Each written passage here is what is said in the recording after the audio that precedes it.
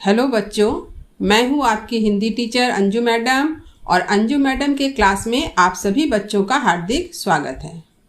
बच्चों, अब तक हमने पढ़ा रैदास के पद और अब पढ़ने जा रहे हैं नौरंगिया शीर्षक कविता। तो नौरंगिया शीर्षक कविता का प्रथम और द्वितीय अंश हमने पढ़ चुका है और इन सब पदों का और कविता का वीडियो यानी रैदास के पद के जो पद हैं उनका वीडियो और नौरंगिया कविता का जो प्रथम और द्वितीय अंश का वीडियो मैंने बनाकर YouTube में अपलोड कर दिया है।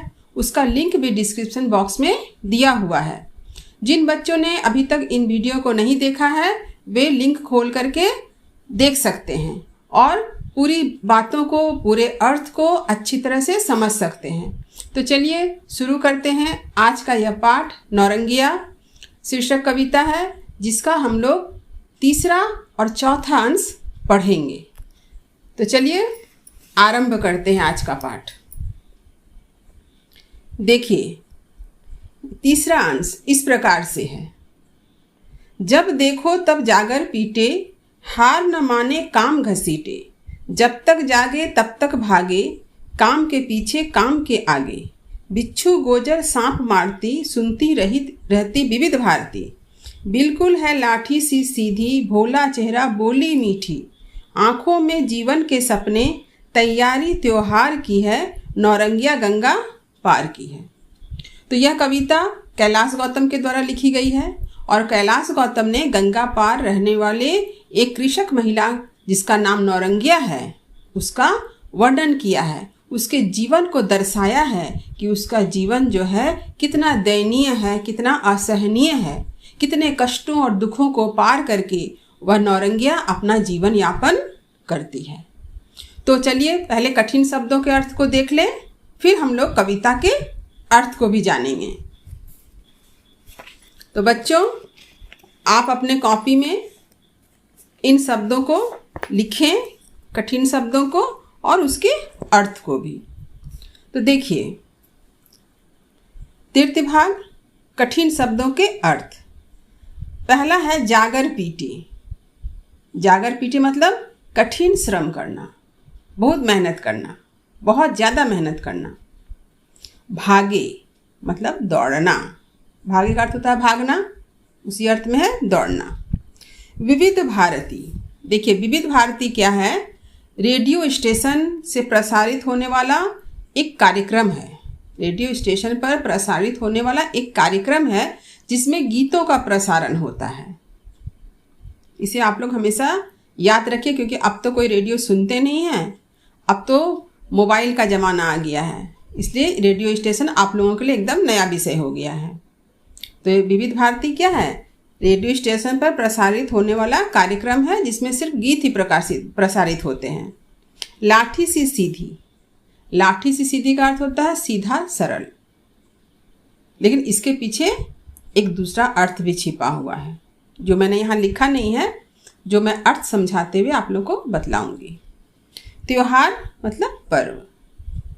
फिर से देखिए, जागर पीटे माने कठिन श्रम करना। भागे मतलब दौड़ना। विविध भारती रेडियो स्टेशन पर प्रसारित होने वाला कार्यक्रम, ब्रैकेट में है गीतों का। लाठी सी सीधी मतलब सीधा सरल स्वभाव। त्योहार मतलब पर्व। उम्मीद है अर्थ आपने लिखा होगा और अगर नहीं भी लिख पाए हैं तो वीडियो को पॉज करके आप लिख लेंगे। तो चलिए पहले अर्थ को समझते हैं।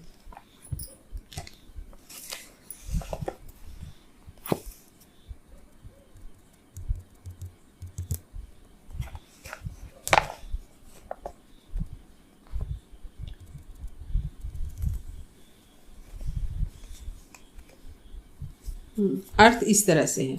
जब देखो तब जागर पीटे, हार न माने काम घसीटे। कवि कैलाश गौतम नौरंगिया के कर्मठ स्वभाव का वर्णन करते हुए कह रहे हैं कि नौरंगिया को कोई भी जब भी देखता है तो क्या देख रहा है कि वह हर समय कठिन परिश्रम कर रही है। हार न माने काम घसीटे, किसी काम को करने में वो हार नहीं मानती है, वो बहुत मेहनती है, काम करने से पीछे भागती नहीं है, हर समय कोई ना कोई काम कर ही रही है। जब तक जागे तब तक भागे, काम के पीछे काम के आगे। और कवि कहते हैं, जब तक नौरंगिया जगी रहती है तब तक हर वक्त काम के पीछे पीछे भागती रहती है।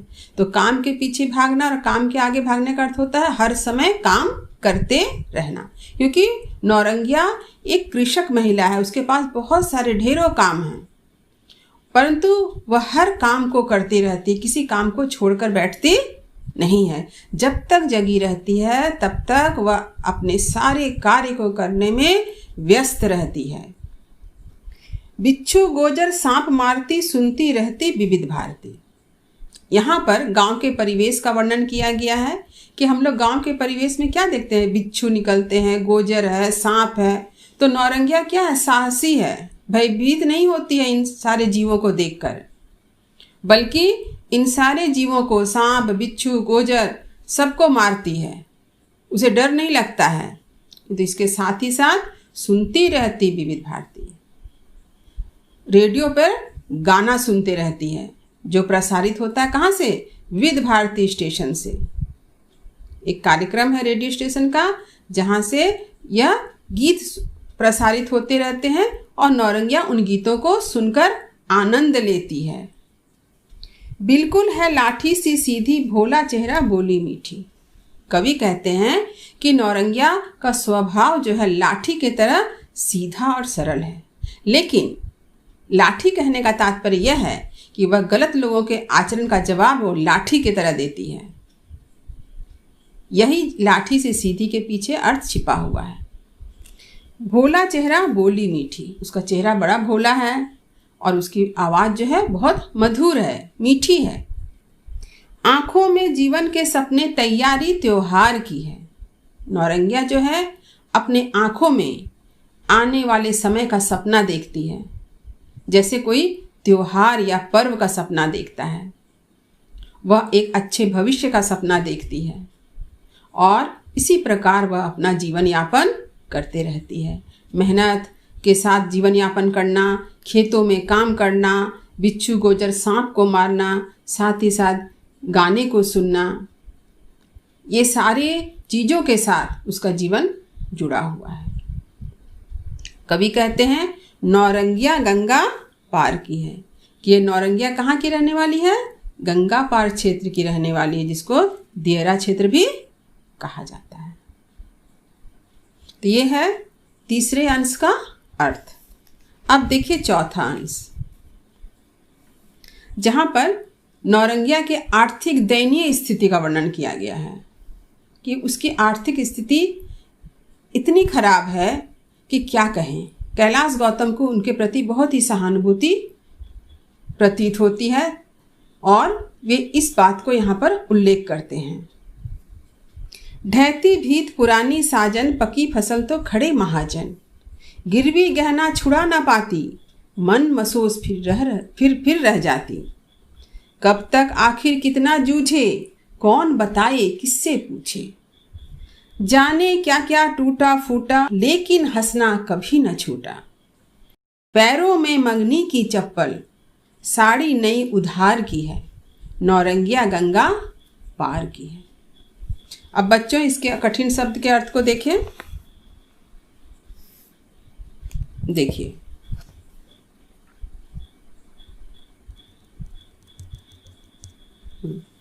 कठिन शब्द का अर्थ इस तरह से है। पहला शब्द है ढहती भीत, यानी गिरती दीवार। छाजन मतलब छत। गिरवी मतलब बंधक। बंधक क्या करते हैं, जैसे कि कुछ पैसे की जरूरत पड़ती है तो मनुष्य क्या करता है, अपने घर में जो गहने होते हैं या कुछ सामान होता है वह किसी के पास रखता है और उसके बदले में पैसा पाता है। और यह शर्त होती है कि जब वह पैसों को लौटा देगा तब वह व्यक्ति उसके उस गहनों को, वस्तु को वापस लौटा देगा। तो ये होता है बंधक। मन मसोस माने अफसोस करना। जूझे मतलब संघर्ष। मंगनी मतलब मांगी हुई। उधार मतलब कर्ज। फिर से एक बार शब्दों के अर्थ को देखिए। ढहती भीत, ढहती भीत मतलब गिरती दीवार। छाजन मतलब छत। गिरवी मतलब बंधक। मन मसोस मतलब अफसोस। जूझे मतलब संघर्ष। मंगनी मतलब मांगी हुई। उधार मतलब कर्ज। उधार का अर्थ हुआ कर्ज। तो इन शब्दों को आपने लिख लिया होगा। तो चलिए अब अर्थ देखते हैं।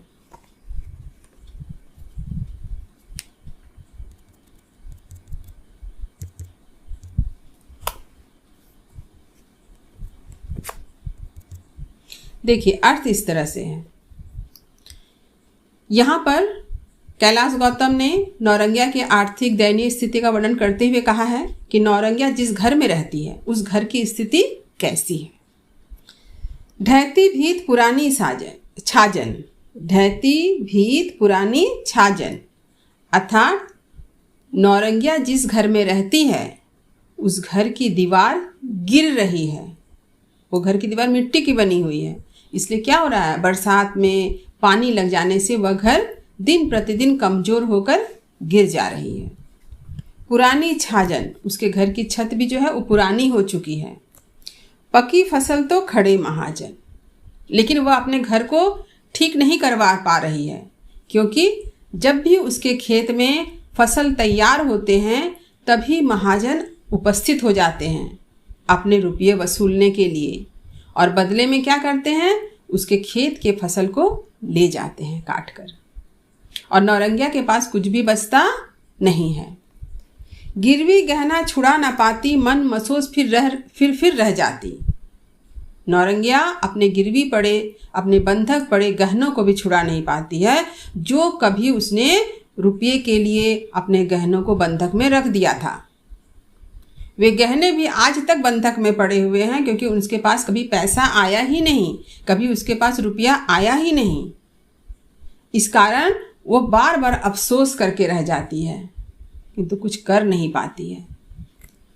कब तक आखिर कितना जूझे, कौन बताए किससे पूछे। यह प्रश्न जो है नौरंगिया का स्वयं से है कि वह जीवन भर कब तक संघर्ष करे, उसके संघर्ष का अंत कब होगा। इस प्रश्न का जवाब कौन उसे दे सकता है, कौन उसे समझा सकता है, वह किससे पूछे कि उसके जीवन का संघर्ष, इस प्रकार का संघर्ष, इतना कठिन संघर्ष कब तक चलेगा। नौरंगिया का जीवन इतना कठिन है, लेकिन इन सारे प्रश्नों का जवाब उसे कहीं भी नहीं मिलता है। जाने क्या क्या टूटा फूटा, लेकिन हंसना कभी ना छूटा। लेकिन भाग्य की विडंबना देखिए, विधि की विडंबना देखिए कि नौरंगिया के जीवन के सपने एक एक करके टूट गए। उसके कितने सारे सपने थे, सारे सपने एक एक करके समाप्त हो गए, लेकिन उसने हंसना, उसने मुस्कुराना छोड़ा नहीं। तो हंसना और मुस्कुराना नहीं छोड़ने का अर्थ क्या हुआ, जीवन जीना नहीं छोड़ा। उसके जीवन से बहुत कुछ समाप्त हो गया, लेकिन उसने जीवन जीना नहीं छोड़ा। हमेशा जो है वह जीवन संघर्ष में लगी रही। पैरों में मगनी की चप्पल, साड़ी नई उधार की है। नौरंगिया के दयनीय स्थिति का वर्णन करते हुए कवि कहते हैं कि नौरंगिया के पैर में जो चप्पल है वह भी किसी से मांगी हुई है, और उसने जो अपने तन को ढकने के लिए साड़ी पहनी है वह भी उसने उधार में खरीदी है। उसके पैसे भी उसके पास नहीं हैं। नौरंगिया गंगा पार की है। कवि कहते हैं यह नौरंगिया गंगा पार रहने वाली, जो दियरा क्षेत्र कहलाता है वहाँ की है, जो काफ़ी मेहनती है, काफ़ी साहसी है, और आजीवन जीवन संघर्ष में, कठिन संघर्ष में लगी हुई है। और गांव के बड़े बड़े जमींदार, लेखपाल, ठेकेदार, महाजन, इन सब का सामना स्वयं करती है, लेकिन हिम्मत नहीं हारती है। तो बच्चों, तो आज यह जो 2 अंश मैंने आप लोगों को पढ़ाया, ये दोनों अंश का अर्थ उम्मीद है आपको समझ में आ गया होगा। आप इस अर्थ को खूब अच्छी तरह से समझें। अगर कहीं समझने में दिक्कत हुई होगी तो आप मुझे प्रश्न करके पूछ सकते हैं। आप कमेंट बॉक्स में जाएं, वहाँ अपने प्रश्न को टाइप करें और अपने प्रश्न लिख भेजें। मैं उन प्रश्नों का जवाब आपको यथासंभव अवश्य दूंगी। तो चलिए मिलते हैं एक नए वीडियो के साथ, जहां मैं नौरंगिया शीर्षक कविता के प्रश्न उत्तर चर्चा विषय पर आपसे बात करूंगी। इस वीडियो को लाइक करें, शेयर करें और सब्सक्राइब करें। अपने दोस्तों में, मित्रों में इसे शेयर करें, उन्हें बतलाएं, उनकी सहायता करें। तो शुभकामनाओं के साथ धन्यवाद।